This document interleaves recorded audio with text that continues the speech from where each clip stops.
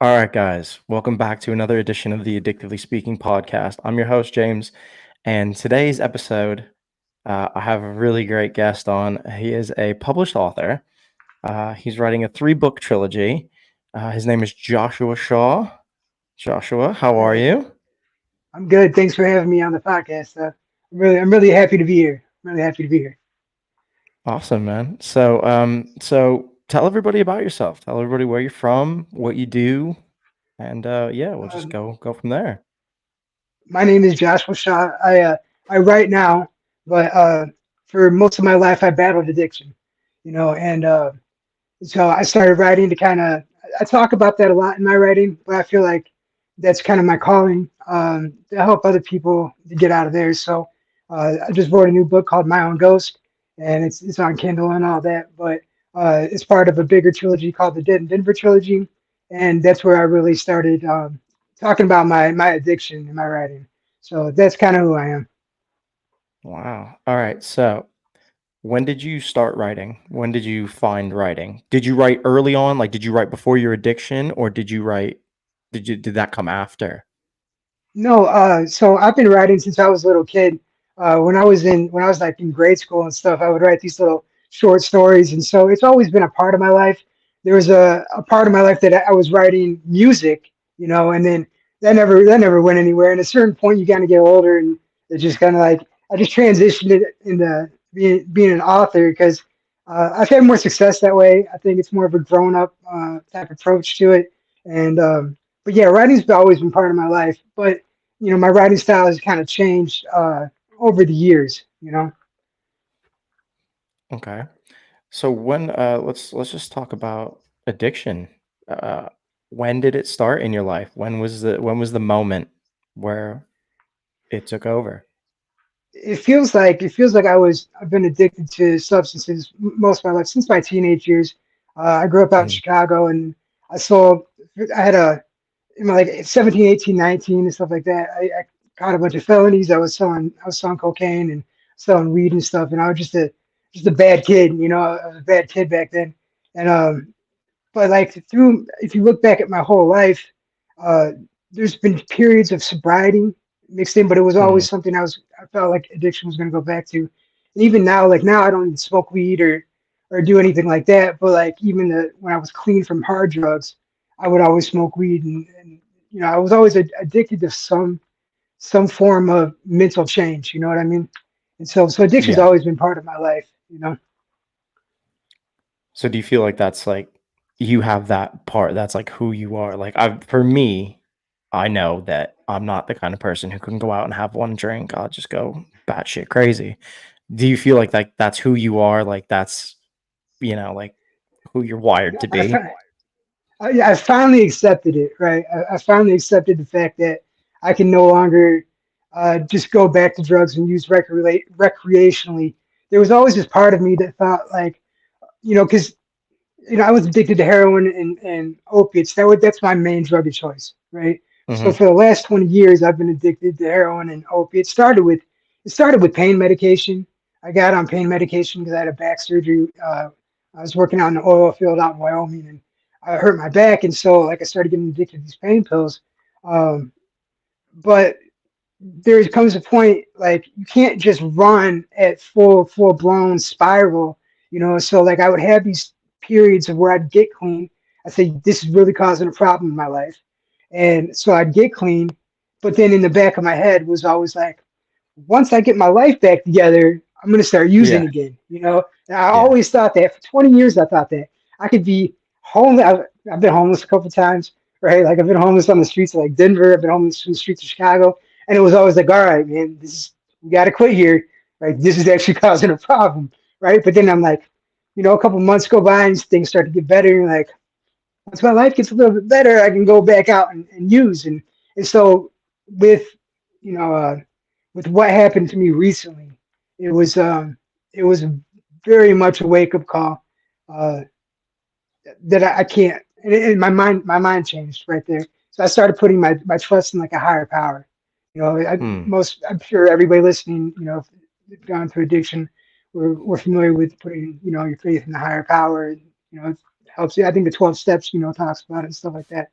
But Yeah. so for me, that's what's finally changed, and now I can finally, I can finally like look at it and say, yeah, no, I can't touch anything, and that's been a very recent development in my life.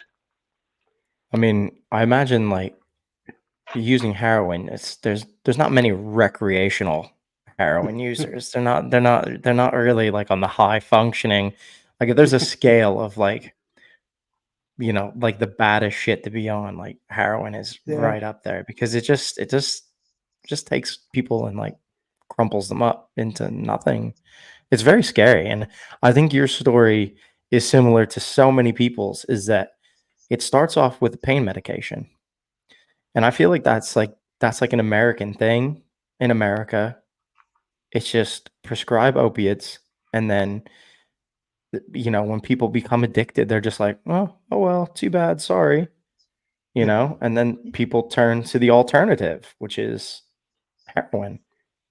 And that's exactly what happened to me. And like in America, I don't know how it is across the pond where you're at, but in America, we even call it the opiate epidemic. So it was back Mhm. in like 2000, it's like 2006, 2000, like pretty much at the 2000s.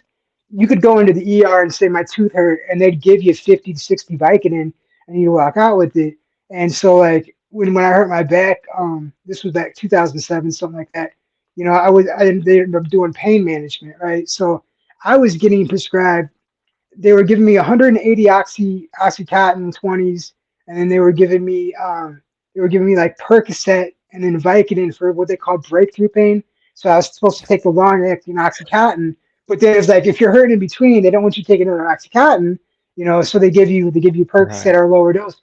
But like this was monthly. I was getting these monthly, and then I started selling my pills. Well, eventually they did cut me off. Eventually they did cut me off. Like my Yeah. insurance, they let me go with the oil. I was working for I was working in the oil field basically, and they let me go from my Mhm. job because I tested positive for heroin. And so they let me go. So my insurance got cut off. So like once your insurance cuts off, they were cutting you That's off it. all the doctor's meds, and that's exactly what happened. Is I was on Wyoming. I started going down to Denver, and I would go get heroin, right? Because I was addicted at this Mhm. point. I still had a family. Like I had a wife and a kid. I had a Oh kid on the gosh. way when all this was happening, and yeah, I lost it all. Obviously, like no surprise there. I'm sure for anyone, but Yeah. yeah, I lost that one. Wow. That's one of my biggest regrets. Is that the addiction like it took everything away from me. The saddest thing is that scenario's happened more than once in my life. I've let something like that happen more than once in my life because of my love for drugs, and Hmm. without the higher power, it was always going on my own strength, and I finally realized that like I can't do it. Like I'm not going to be okay.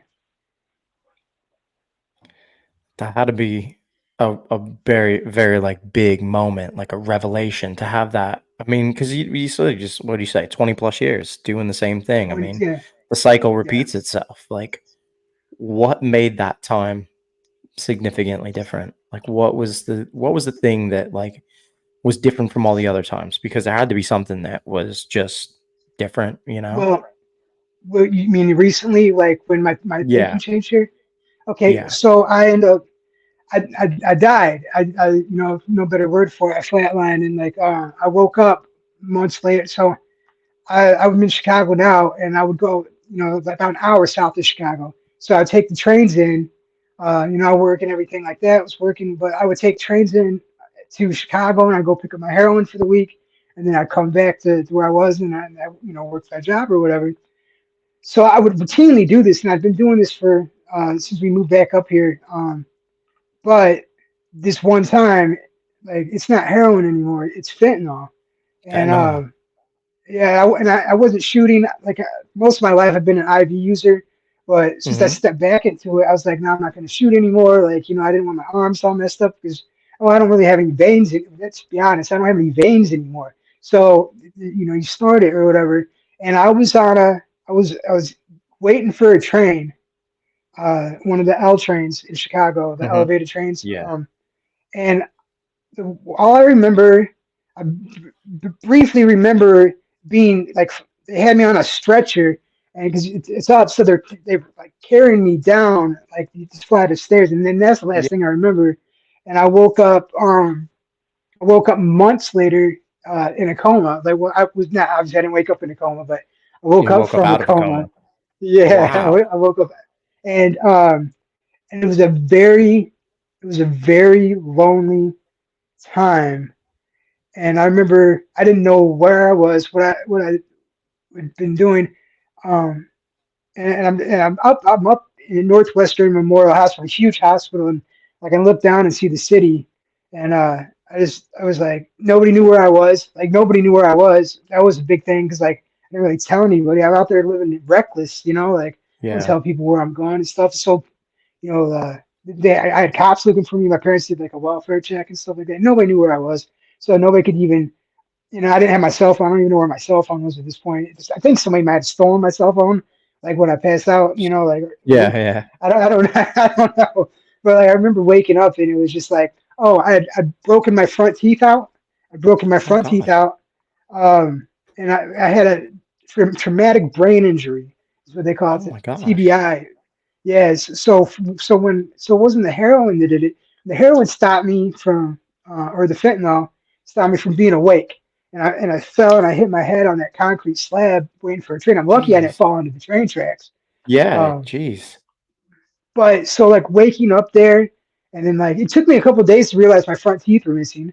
That was such a low blow. I promise you, losing my front teeth was such a huge blow to my ego. But like, so I mean, I wound up in the hospital for it from drug addiction and stuff like that. But like, really, like looking at it, if I would have died right there, like my family would have known.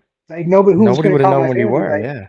nobody, man. And so I woke up then and like, and then I tried to get out of my bed, and I fell. I was like, 'cause I couldn't even talk.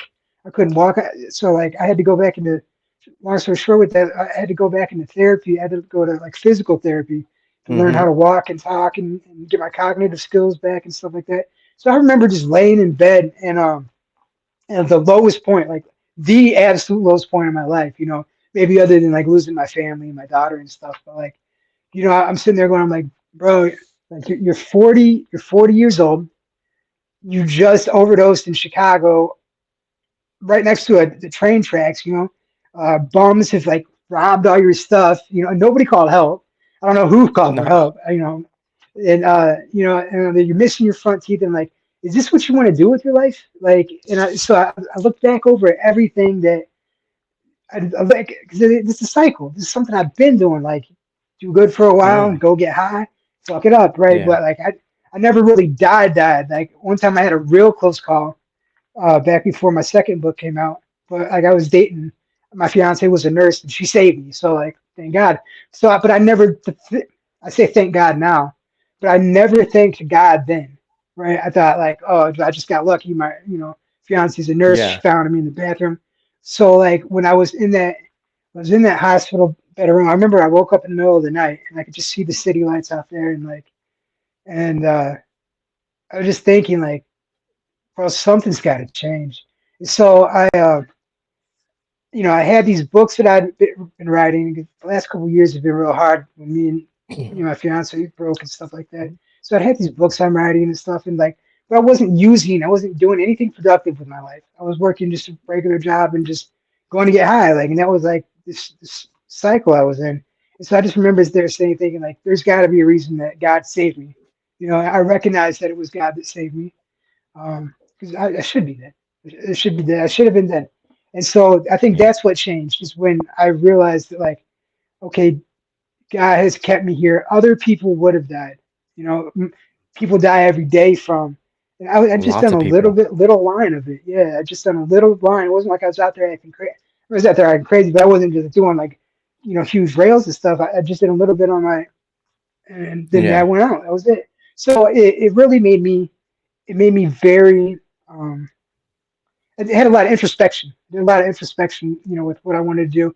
And I'm like, if I did die, right then, it made me think like, what would I have left behind for people? Like, what would Mm. they? People. It made me think that because people don't go to funerals anymore. So a bunch of people are going to sit there and post on my Facebook wall. It's like when they find it, when finally somebody would find out that I'm dead, and then and a bunch of people would say like, "Well, kind of saw that coming," and Yeah. I just decided I was like, "Yo, I'm changing all of this around," and I put there, and I decided right then and there that like, uh, I didn't make any promises to God. Well, I did make a promise to God, but it wasn't like a, if you do this for me, I'll do this for you. It was just like, um, I promised that I'd use the tools that He'd give me, the talents that He'd given me to I don't know, maybe help other people or something like that. I guess and yes, but it was putting my trust in Him. It was putting my faith in God that changed everything. And so I know now that it doesn't matter what it is, what drug I do. If I do even a little bit, I'm dead. God's pulling that card back. Like He's not. Yeah. So Yeah. I promise Him I'm not going to do drugs anymore. And so I know some people like to say like they're going to get clean for their family, they're going to get clean for their girl, they're going to get clean for their job, and like none of that works. I never got clean for me before. I got clean because it caused me a lot of pain before. I got clean because Yeah. like, man, I just lost some shit and like I don't want to, I don't want to keep doing this. But like, I never Yeah. got clean because like, it was the right And thing for that's me to do. that's the key is that is like recovery starts when it's for you. When the recovery begins is when you decide that enough's enough. You accept it, you own it, you admit it, you turn yourself over to a higher power, you you start taking the steps to say no more. And then you can kind of like actually do the work or like accept the things that are coming towards you so you can like build forward.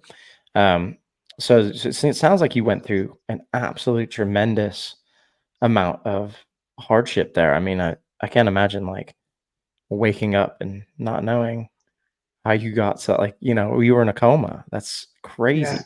And you had no idea that you was fentanyl that you were taking. You had no idea. No. No, so so I grew up out in Chicago. I've lived a bunch of places, but uh, they sell heroin out on like in blocks, right? It's run by gangs and it's a big organization. Like I'm sure certain blocks will make $10,000 in a day, but like I've been going to the same area uh, in Chicago, taking trains to go there for 20 years. I left for 10 years and I came back, and they're still selling the heroin right there. But they changed what's in those bags. It used to be real heroin. It used to be real heroin, but now it's fentanyl. It looks a little bit different. It looks a little bit different.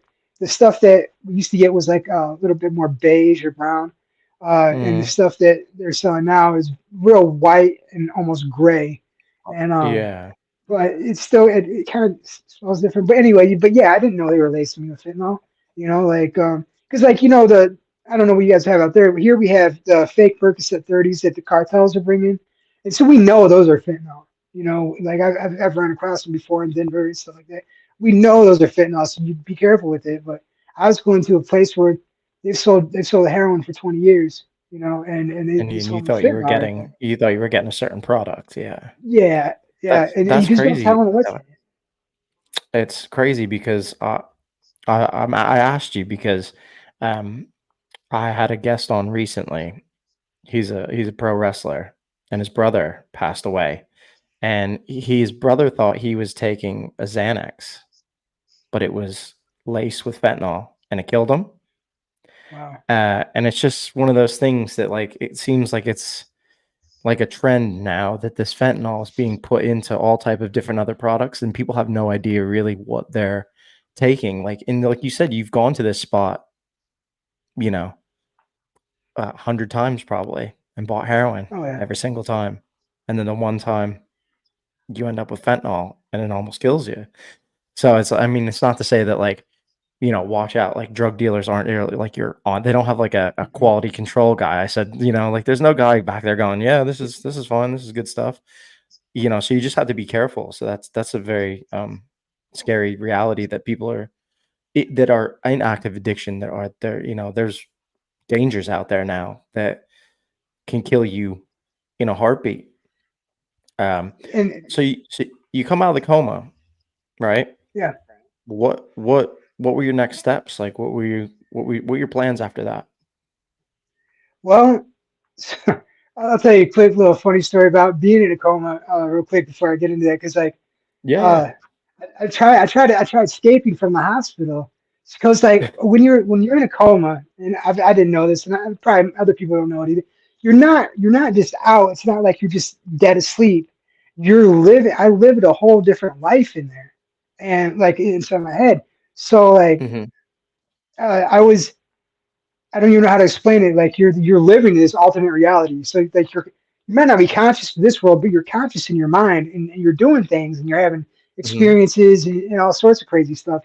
And so I thought that I had killed a girl by giving her drugs. I thought I'd given her heroin in Chicago, and I thought she died, and that I was um, when I got out of the hospital that uh, I was going to be charged for murder in Chicago. And this is a Okay. real thing that I thought it happened in my head. And I even remember my parents must have come at some point. Uh, I don't know, or maybe I made that all up in my head. There's a lot of things I made up in my head, but I remember them like saying that I don't like they disowned me as my. So they must have never come. See, I'm still having false memories from being in the coma, or they couldn't believe me. They didn't want anything to do with me anymore. Like these are things that happened in my head. So when I did gain consciousness, I remember still thinking that like maybe I'd killed this girl. I didn't know her. It would have been like I always went and got high by myself, but when you're out there walking around like drug addicts know each other and you kind of go dip off places and get high together and stuff like that. So, but so I was thinking that this was real and I was trying to escape from the hospital. But I get up and I can't because I thought they were going to take me to Cook County Jail, which is a horrible, horrible Mm. facility downtown Chicago. It's scary. I've been there a couple times. It's scary. I don't want to go back. And so I don't know, but I couldn't walk. I couldn't walk, and so and that leads me Atrophy. up to yeah, well, yeah, it was, but my motor skills weren't there because it was a traumatic brain injury. They told me, and I still don't know all the specifics of it, but I know when I fell out, I hit my head real hard and I hit broke the teeth and everything. But so I get up and I was trying to walk out, and and I just fell. I just fell again, And the nurse is sitting there, she's like, "What?" And the nurse probably checked on me probably 100 days in a row, and I'd never gotten up and showed any signs. So she was probably like, "What is going on here?" you Yeah, know. right? She's like, "Do you know where you're at?" And I'm like, "No." I had no idea where I was at, but so I said all that to say like those were the next steps. Is I had to. So I was awake. They got me. I had a tube in. I had a ventilator and all sorts of stuff. Like Yeah, I had all yeah. that in. So I was like hooked up to everything and I fell. But so I was in that hospital from after being awake for I don't know probably another 3 to 4 weeks something like that. And I was bedridden. Like I couldn't walk and I didn't realize that I really couldn't talk either. But I remember like I don't know, being very abrasive to the nurses, and they must have had me on a bunch of different medications. I'm not. I'm a nice guy. I'm always nice to people. And I just remember, but I never remember what I was saying. I just remember there was some bad interaction, with the nurses and stuff. And I just wasn't. They had me sedated pretty heavy, I think. Yeah. But I still wasn't understanding that like I couldn't walk and talk and these things. So when they told me they were going to discharge me, um, I thought I was going home, but no, they sent me to it's called Schwab Rehabilitation Hospital. It's also downtown Chicago, and they had me like in this bed to where so I could. It was like a cage. It was like this. I don't know how to explain it. It was like a hospital bed, but it's like a little cage. They got to zip you up, and you can't get out. Like a nurse has to come unzip you because they're afraid I was gonna run off, but like it hurt. They thought I was gonna hurt myself. Oh, So okay, I okay. stayed in. Yeah. So like because I kept trying to leave. It took a while to understand that like everything that happened in my head didn't really happen while I was in the coma. And so my parents finally came and saw me, and that was hard. That was real hard. Like, but yeah. So the next steps were, I had physical therapy, I had occupational therapy, physical therapy. I had to meet with a psychiatrist, And so like Schwab was a great hospital. They had me lined up. I had a schedule from morning to night, but like I couldn't leave or nothing. I couldn't walk. So they had to teach me how to walk again. They had to teach me how to really talk again and use uh, my my motor skills and my thinking capabilities and stuff. And I did. I'm lucky. I'm lucky to make a full recovery. Um, Mhm. I think. But either way, like I can walk and talk again. I'm very happy about that. Yeah, Yeah, yeah, I can that's what imagine. happened I next. mean, That's what so happened next. you're learning all all the things that you could do before, you're learning them over again. That's got to be a terrifying experience in itself. Like, just to know that, like, you woke up and now you have to learn how to walk and talk and like fine motor skills. I mean, that's like, like even like I imagine like picking up things was quite difficult. Did you find it challenging? Uh, because I mean, you're obviously you're now sober because of the coma and everything. Like, was it challenging being sober and figuring out all of that all at one time? Like, that's got to be quite overwhelming. Yeah, it was very overwhelming. It's part of you because like we don't think we don't think about the things that we do. It's like I'm gonna go pick up this water bottle. We're not Mm, telling ourselves to go do it. It's just it's happening. And mhm, I was not able to tell my body how to do things. Like even getting up and going to use the restroom, such a simple thing was something that I couldn't get my body and my legs to do. And I remember I didn't like how they were. I didn't like the fact that they weren't getting me up and taking me to the restroom. So I decided that was the first thing I like really worked on because I just didn't like how they were handling that part of my life and my recovery right there. I was a very mm, so I, and they would get mad at me for trying to get up and get out of my bed, but I'd figure out how to take the IV machine with me, and I mean mhm. it took me a lot, but that's the very first thing in my recovery that I worked on. But I told myself like I don't know what's going on with me, but I know that I'm not going to live like this. So like there was a lot of emotional stress there. Um, we take a lot. We all, I think, maybe most of us take things for granted, just like picking up a water Mm. bottle or getting up to go to use the restroom. And it's an experience I wouldn't change for the world. It's an experience I wouldn't change for the world. Boy, I'd never want to put myself in that situation again. And yeah, I had to deal with it sober. I had to deal with it with no drugs other than what they were giving me at the hospital for like sedation, I think. But they were definitely wasn't any opiates or it wasn't any like narcotics and stuff like that. You know, Yeah, yeah, they're not gonna put me on that for coming in there with a drug overdose. So yeah, yeah, it was challenging. It was a challenging thing, but I think it was a mind over matter. At a certain point, I understood that I don't know how I'm gonna do this, but I'm going to do this. I'm not going to accept it. So I think about people being like paralyzed and stuff like that. Man, that's got to be hard. That's got to be such a scary thing to be locked in your body and not be able to use it. yeah. I mean, I think the thing that has to be like really scary is that like like you were saying, you take a lot of things for granted, like being able to get up of your own volition and go to the toilet. I mean, when that's taken away from you, that's pretty scary. And then like, it's just like the normal things you do every day. Like you were saying, like your mind tells your hand to do what it does and it just does it. You don't have to think about it. It just happens. And when you have to kind of like you're starting from scratch again. So that's like um, a hard thing to do as well. Is like now you got to teach your body to do what it just does. And Yeah. yeah, like a mind fuck in itself, really. Like you got to teach your Yeah. body to do, like it just does it. And like, you don't think about it. Like this conversation we're having, it just happens, right? It's just my hand does this, my hand does that.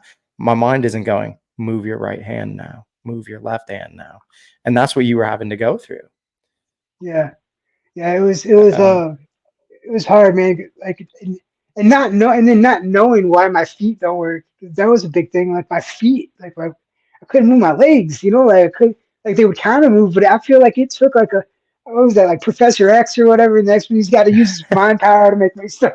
I Yeah, felt like yeah, I had to yeah. do that. Like I was like, oh, it was such a crazy experience, man. Yeah, I And never want to go through it again. But you said you wouldn't change it though. So it had to be no, uh, it had to be an experience that was I hate to say like worth having, but like yeah, you needed to have that experience, right? You needed to go through that yeah, situation to come out the person you are right now. Like that experience had to happen for you to be who you are in this moment, right?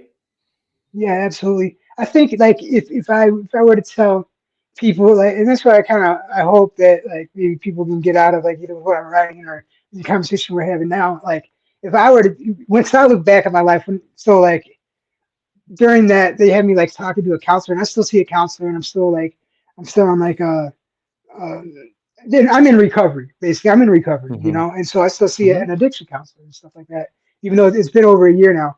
But we did like a life story, and so we had to like kind of write down these things, and I noticed the pattern. There was a pattern in my life, and if I tell people all the things that I've lost, if by the time I get halfway through, people have been like, "Why didn't you learn yet?" Like people because I've made so many mistakes and I've lost so much in my life and had to start over so many times. Um, so that you would think at 40, when this situation happens, you would think it shouldn't have happened anyway. Like it just shouldn't. Addiction's such a hard thing, man. Sometimes like we know better. We know we're destroying our bodies. So that's why I hope that like if anybody can hear the situations that I went through, there's no. A lot of times we think it's not going to happen to us. I thought that. I knew fentanyl was killing people for years. It's not going to happen to me. And then if it happened to me, so, but but yeah, that situation because I lost other, so many other things in my life from my family, my daughter. I've lost houses. I was homeless. Like, and I did, and I always went back to drugs, and there's no explanation for it. But I think I didn't have a higher power on my side. He was still there. He's looking out for me, but I certainly wasn't using him or thanking him for anything. And so Yeah, I'm real you lucky. weren't But yeah, so this experience had to happen because like God used it to really let him know He's real in my life. And yeah, it had to happen because I wasn't listening any other way. And it's sad. uh no, you said you have to see an addiction counselor. Do you do like a 12-step program? Do you need like Al-Anon or Narcotics Anonymous or No, anything like that? Or do you I have a don't. I've specific done plan? those before. Yeah, I've done Mm. those before. So I don't. Some people might. I don't know where your audience is going to fall on this. But I'm still using Suboxone for maintenance. You know Okay. what I mean? And it's Mhm. so I've been on the program for a year, and so during Yeah. that, so I take drug tests regularly, um, and then I still see an addiction counselor for it. And Mhm. I don't feel like a firm, even though I'm a year. I've been on Suboxone for different parts of my life, but then I'd always thought like, oh, I got this after a couple months and I'm clean again. And then I went right back to the drugs. Mm. So like I know some Yeah. people I've heard comments people saying like, oh, if you're not really living recovery if you're on Suboxone and stuff like that. But I do know this, man, my life is so much better, Yeah, but than it was. I think that's unfair. That's unfair for people to say. I mean, I think so. sometimes I think, in the recovery community, like, people are always quick to like chop people down or say, negative things about like, oh, well, if you still do this, like you're not in recovery, or if you have a relapse, like you've lost all your clean time. Like we should just Yeah, be supporting people just getting clean and like living their life and like trying to build something instead of cutting them down. Yeah, I don't know where people fall with it. I think like does it provide you with a better life? Are you not out on the streets? Are you doing yeah, something productive? Then, yeah, by all means, use it. I mean, the thing is, everybody, those type of things get a bad rap because people will say, "Well, you can abuse Suboxone," or people don't ever come off it, or whatever the case is. That's neither here nor there. You're not using heroin, right? right. That's the most important thing, isn't it? And Yeah, we should yeah. celebrate that, is that you haven't used it. Yeah, I'm in a place where I take care of my family, and I live a productive. I'm a productive member of society. I like to think so. I Yeah. pay taxes. I pay Yeah. taxes. I don't do bad things. Like, Yeah. I'm definitely not out there. Yeah, I've lived so bad before when I was younger. And I'm not that person anymore. But yeah, I believe that Suboxone is good for recovery, and I would, I know that people do abuse it. I don't quite. I know people. I think the people that aren't on it, right? Because like it doesn't to me it doesn't have any abuse potential. I don't see here's the thing, I can tell when I don't have it, but I don't get a Mm, head change or a euphoria or anything by taking it. It just kind of makes me like mm, normal. But I yeah. do know that people that aren't on it, if they take it, they get messed up doing it. So I think it is going to get a bad rap for that. But it's giving me. I mean, my doctor talked. We talked about getting off it. Um, Mhm. he doesn't think I'm ready. And me and my counselor kind of don't think that because, like I said, I've done this rodeo for so many years. I've been on. This isn't the first time I've been on Suboxone. I've been on Suboxone probably Yeah. 6, 7 different times in my life, and every time that like I stopped it. Every time I've just stopped it after a month or two, or I kind of got my life back together. Like I've always made that choice to go back, and I do have a different headset now. Like I have a different mindset, and where my life is going and where I want it to go. And so, but Yeah. I don't see there's nothing that there's nothing that's making me say like, oh, I got to get off this right now. Yeah, Eventually no, I do. yeah, but there's Eventually, nothing it's definitely pushing going to it. come. Yeah, but yeah, I encourage anybody.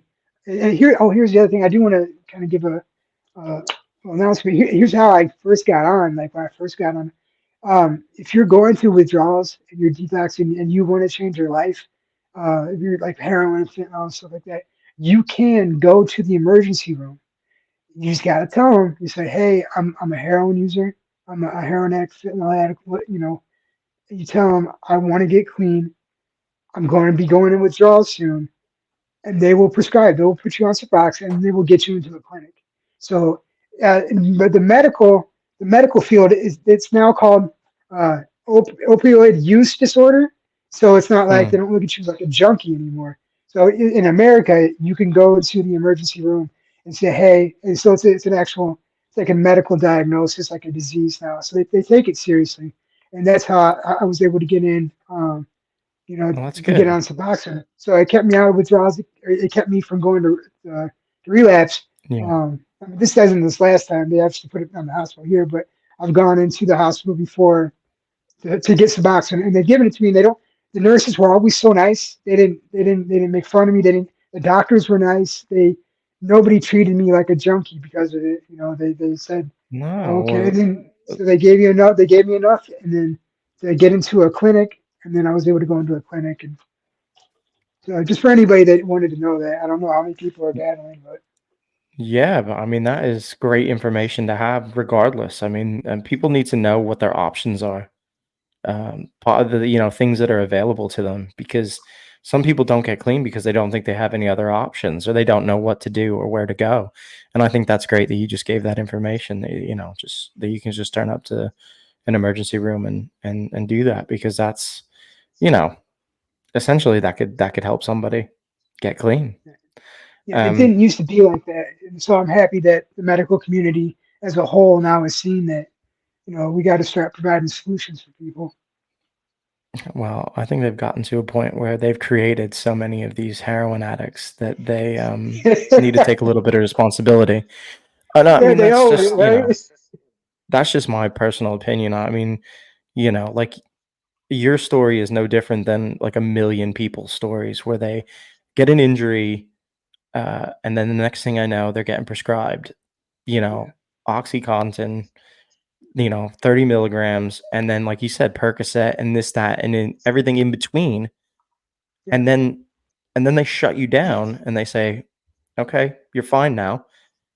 No, you've just prescribed this person so much opioid that they can't come off of it. And then when they yeah, yeah, do, they're having withdrawal, and people panic when they have withdrawal, especially if you don't because you think you're being prescribed something by a doctor. You're not gonna withdraw from it. How could that happen? yeah, And the next thing you know, that your situation happens to people every day. So it's only right that the medical community say, hey, we may have contributed to some of this. Like we should maybe start helping. You know, Uh, you hear this stuff when people say with like Narcan and stuff like that. You're like, oh, that's bullshit. Like, what do you do? You're just saving junkies. They're saving people's lives. Like, they're still people. They're somebody's brother. yeah, They're somebody's sister. They're I've somebody's heard people uncle. They're say somebody's. that. I've heard. I saw a meme going around where they were like, Narcan's free, but uh, insulin is still Oh, so much. insulin You can. cost. Yeah. I'm just like, number one, they're not the same thing. One you're saving somebody's life and stabilizing them. You know what I mean? The other one Yeah. is treatment. This is different. They're not giving out Suboxone for free. Like that would be the comparison to make insulin and No, Suboxone. You're yeah. paying for both Well, of them.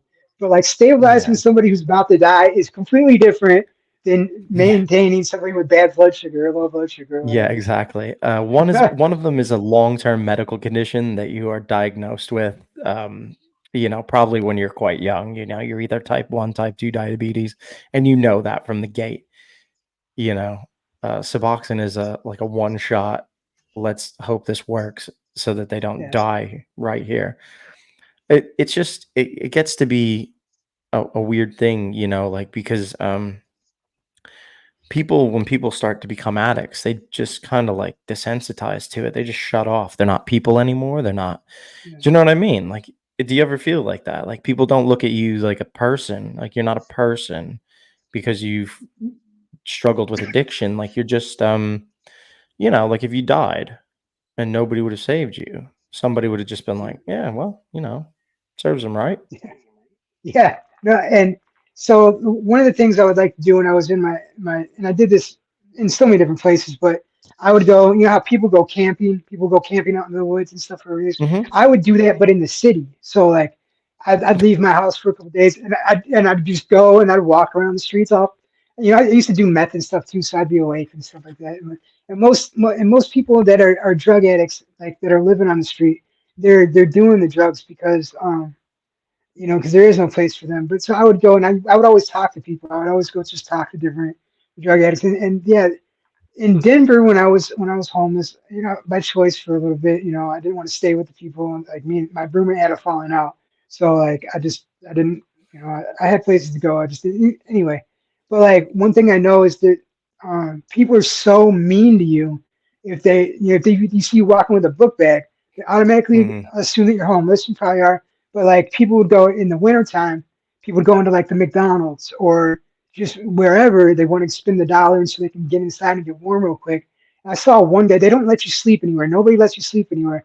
I would see the McDonald's, just regular McDonald's employees, if it'd be a kind of group of people sitting down, or even a guy by himself, but you could tell he was homeless. He'd have his head down for a minute, and he'd come by and slap the table, and I was just like, bro, Hmm. he's still a human. But they're like, no sleeping here. Like that's the hardest thing. That's the hardest thing is like, they don't treat you. You could go in there and spend money, and they still don't look at you like a real person.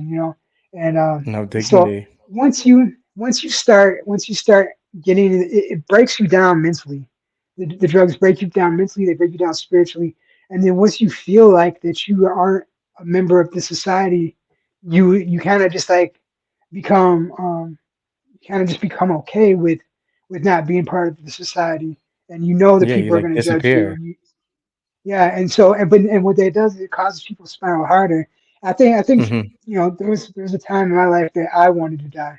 I still kind of struggle with that type of stuff, but like I know it's worse. People will live reckless because they feel like there's no coming back. They feel like there's no coming back from it, and so a lot of people just waiting. A lot of people are just waiting to die because that sounds so much better than And the what they're way going they're through. experiencing life. Yeah, Yeah. it's a sad thing. Um. So let's talk about the book, man. Let's talk about Okay. it. So let's talk about it.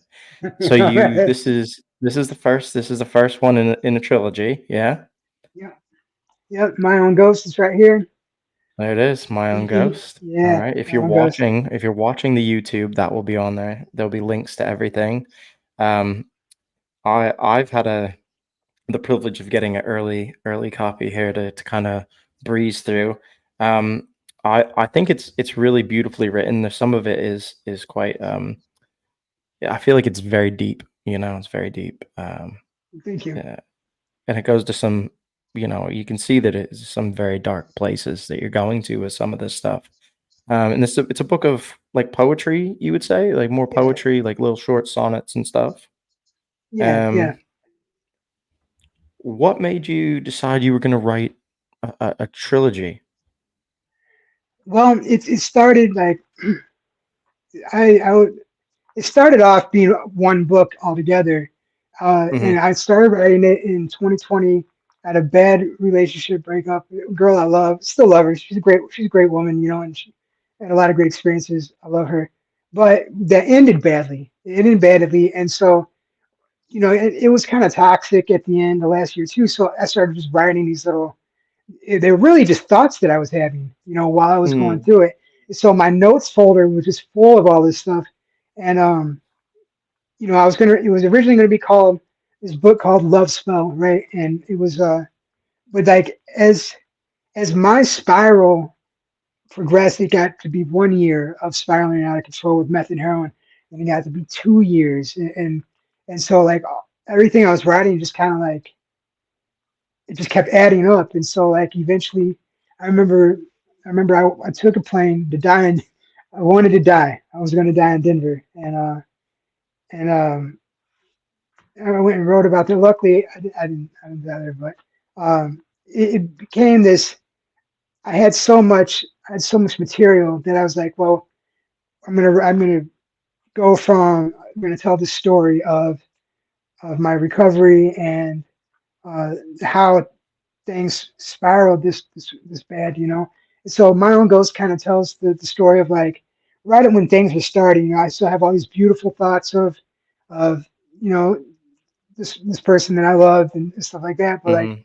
I was I was really struggling with my addiction right then, and like and then the second book kind of goes into where I really wanted to die, and then the third book kind of tells the story of like the recovery, 1,000 miles away from everything that happened there. But yeah, it started Ah, off as one okay. book. It started off as one book, and then ended up just I had so much material that it ended up being Yeah, three. split it into 3. Wow. Yeah. Um, that's crazy. Um, so I have one right here because you were just talking about this, that caught my eye. We were in a hotel room. She looks around at all the crystal meth. "I love you." Her voice was so fragile as she spoke those words to me.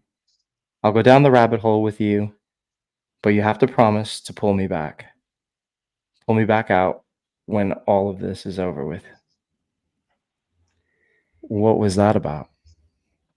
So that's a real situation that happened. That's um that really happened. So when I was me and her have been seeing each other. She's a beautiful woman. I love her. Like she's great. She's a great person. Um, it's one thing that I kind of always regret is like, uh, she wanted to get high with me, and I let her. I gave her the drugs, and I'm really sad about that. That'll make you Mm, a hard person to love. And but I was dealing at the time, so I was driving from up where we were in Wyoming down. It was a straight shot I-25 down to Denver. I was picking up a couple ounces of meth, and I was bringing it back, and I was just staying in hotel rooms, and I was dealing it out there. Just a stupid decision, but I don't want to romanticize any of this, but I still have these fond memories of my relationship in that time of my life. But I remember we were sitting in the hotel room, and she just looks out. And I think it was like the day that she realized what I was doing, because like she knew I had a drug problem, but I don't think she had seen. She didn't see like, because we kind of split. We had split. We were living together while I was out there, and then I started staying in a hotel because like she had a daughter, and like obviously I'm not a good person for a 17-year-old daughter to be around if I haven't met. Like so, like we yeah, split, so we kind of had to end that. Yet, but we were still kind of working on it. She was trying to get me clean. She wanted to get me clean, and like, but she didn't realize how far down the rabbit yeah. hole I had Down the gone, rabbit hole and you so were. yeah, because I was now it was just like from doing a little bit when we were together. now that I had all this freedom, and now I'm the drug dealer, and she made that choice, man. She made that choice to be with me and do it, man. And it sucks. Like it sucks. I should have never ever let her have any. And I shouldn't I say that. I should have never given her any. I should have never given her drugs because she wasn't doing it before me. And yeah, I regret that. I regret that a lot, man. And yeah, I never really did Mm. that much when I was drug dealing and shit. I never really gave people like I never turned them on to stuff. There's always stuff that they were already doing, but that time I did, and real piece of shit for that. Yeah, I'm real bad person for doing that. And but yeah, so with my own ghost, how the book came because after we split, like I really struggled with being awake in the middle of the night, and it felt like obviously I didn't see a ghost in my room or anything, but I had Mhm. all these memories. I had all these memories of, and that was one that really bothered me. And so like in the book, when you're flipping through, you kind of just flipping through scenes of the past that they really happened. These things really happened, and so like I just kind of wanted to kind of atone. I don't know how at least hold myself accountable for the Yeah, bad yeah, yeah, person that yeah. I was too. And yeah. So, but yeah, no, that's something that really happened, and yeah, just I hope she forgives me for that. Like I don't know. Wow. I mean, all you can do is,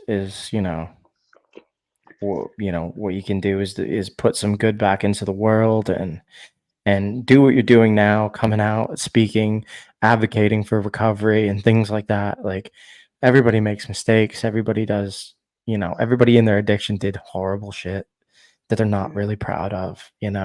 So, yeah, that's just like a tough one you gotta kind of live with and get yeah, through. And but look at, I mean, you got a book out, you're doing a press run now, you're on some podcast. I mean, look at you. yeah. Like you said, I you're a appreciate you. I thousand appreciate miles away, thousand miles away from where you used to be, and that's a great thing. So be you. proud of that. Um, I have another one here that I think uh, you guys posted was your memory still passes through me like cracks in a broken mirror. I just thought that was like, I just like it's like a deep one. I really enjoyed Yeah, that, like yeah. just the That's wording cool. of it. Yeah, it is. Honestly, it's beautifully written. I think if anybody's into like poetry or writing, this is a great easy read. It comes off the page. It's just lovely. A lot of great pictures with it, going along with the words. It's a beautiful, beautiful book. I'll continue to read it because I like poetry. I don't actually like know any poems. I don't like read poetry, but I like hip hop music, so Yeah, I like rhyming schemes and like I like rhyming words and metaphors and things like that. So like poetry is quite nice. You know, when I get frustrated, sometimes I do like a little bit of writing, like just on a notepad. Just sometimes it helps you get your mind clear. So I yeah. do that every now and again just to vent or get thoughts out It's very cathartic. It that are really, it really intrusive. helps. So I felt like, Yeah. writing all this it helped me. And one of the things in my other books that were different, like I was writing for me back like, and I've been writing for years and nothing has taken off. Nothing is really taken off for me. But then what changed when I was in the hospital, when I was in the hospital bed, uh, it, I started writing for other people, I guess. The stuff that I would have been scared to say, or I deal with a lot of like imposter syndrome is what they call it, or like I don't want to be vulnerable, and so you don't want to put these thoughts out there. But I started. What I've noticed is why I think my writing is really taking off on Facebook and stuff is like um, I'm writing the words that I'm afraid to say because other people are afraid to say them too. And I think Mm, that's what my yeah. shares have been gone up. So I feel like that's kind of what God saved me for is the so people don't feel alone with the pain that they're going through. Because if I kept all that stuff to myself, and there's thousands of people that feel the same way, but people share quotes. People want to share words that they're feeling, but they don't want to be the ones to Right. say them. And Right. Or so they I, want to I kind of feel express like it. They that's want to express, yeah. They want to express an emotion that's like that you're saying better than they can say. yeah. People don't want to be judged and stuff. But if it's already a meme or a quote on Facebook, people would share that, but they would never type those words. And I'm noticing that.